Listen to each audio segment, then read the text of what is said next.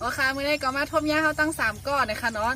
เมื่อเจ้าได้ก็ฝนตกนะคะเมื่อเดี๋ยวได้ก็เหิดไก่ย่างนะคะเนาะเขาก็เลยมาอยู่ไว้ตีในหน้านะคะวันเมื่อในนะคะเนาะเขาแต่ป้าดีปีน้องไว้ก็ไว้เซเขานะคะไม่เฮ็ดป่าแอบจ้ำกันนะคะเนาะเขามาเฮ็ดอยู่ตีในหน้านะคะกำเขากัดด้วยจ้ำกันค่ะ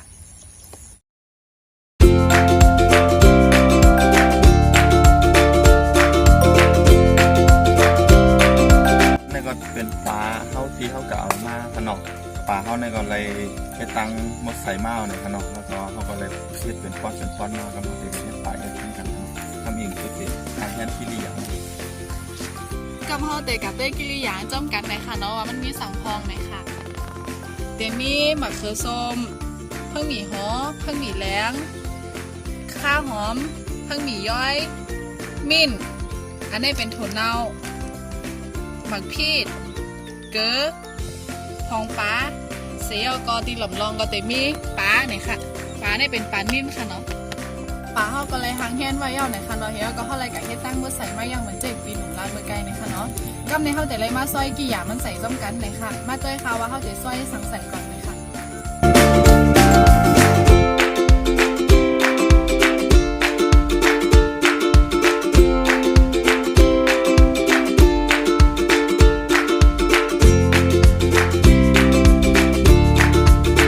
เดี๋ยวมาใส่อันดีกิริยาเนี่ยค่ะเนาะแต่มีเกลือเนี่ยค่ะใส่ลงไปค่ะของป้าหมักพีดมิ้นเลยค่ะของมิ้นค่ะแล้วก็ถั่วเน่าค่ะกำเขาเตะมาคนเสียก็เอากะใส่ในตองแล้วก็กะแอบนะคะเนาะเฮตั้งอันดีเขาเตะแล้วกับแอปนั่นเลยเขาก็เตะเลยมาค้นปลาแล้วก็บีกี้คือมันเข้ากันนะคะเนาะเพราะว่ามันเข้ากันยาวเนี่ยเขาก็เตะแล้วกับใส่ในตองอันดีห่อเฮเซียก็เตะแล้วกับปิ้งไว้เนื้อไผ่เนี่ยค่ะเป็นห้องว่าแอปอันนั้นขนาดนั้น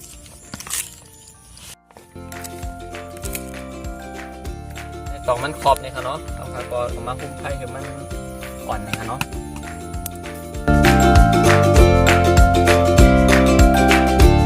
ก็เลยคนเขากับหมี่กี้มันเย่านะคะเนาะกำเขาเตียวกาใส่ในตองเสียก็แอปนะคะมันก็ทำกันค่ะ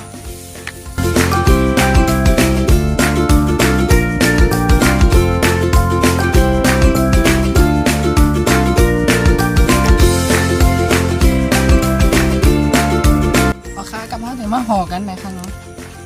ห่อหีก็เลยค่ะเพราะว่าเขากับยางไข่เย่าเนี่ยมันเต็มเลยนั่นห่อหีทั้งปองอย่าถึงป่องในห้องกองหอยเอาในคานอก็เขาเตี๋ยใจปีใจหนุ่มเอากา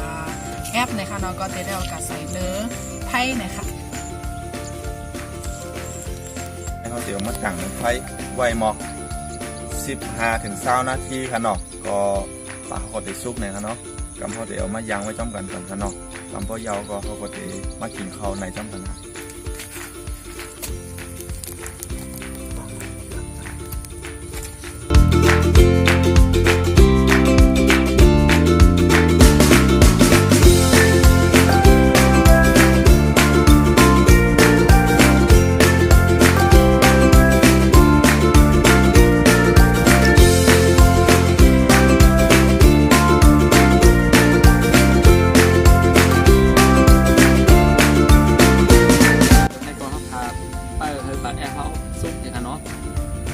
ไปก็ใกล้ๆด้วยค่ะเนาะการบ้องมันลุกหนาก่อนที่เธอตองมันไหม้เนี่ยค่ะเนาะ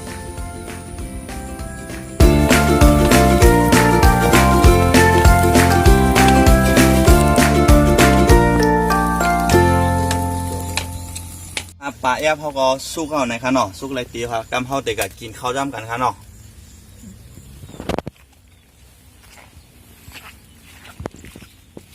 ค่ะในก็ปลาเขาก็เลยซุกเข้มเลี้ยวเปล่าในค่ะเนาะ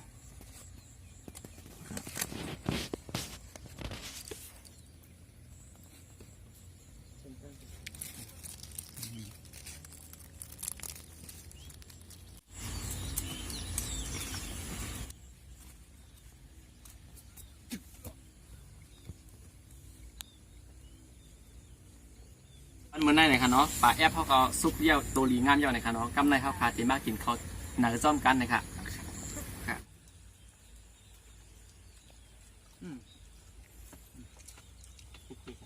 แก้วหมกแก้วมันเนี่ย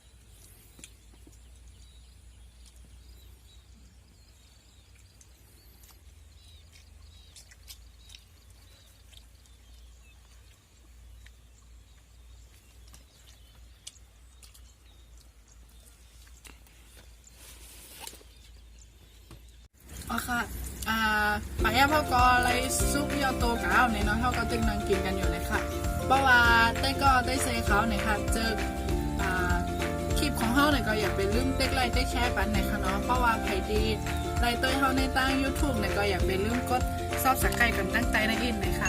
ตอนแต่วันมื้อหน้าเนี่ยก็เข้า3กับพี่น้องเนี่ยก็ได้ยอดกาก่อนเลยค่ะ